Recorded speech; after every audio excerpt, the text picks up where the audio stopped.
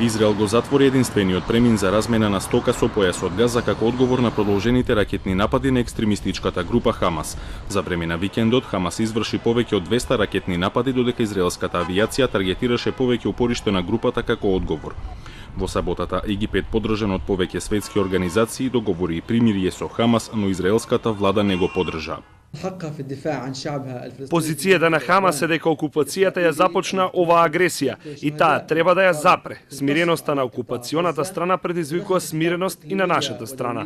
Потврдуваме дека секоја ционистичка агресија против појасот Газа ќе добие директен одговор од отпорот.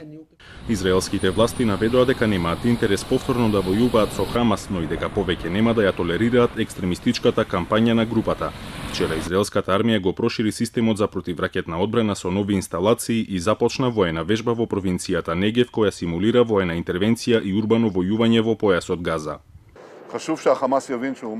Важно е Хамас да разбере дека се соочува со челичен ѕид, кој се состои најпрво од одлучна влада со силно локално водство и ционистички заедници кои ќе продолжат да зајакнуваат и секако ИДФ.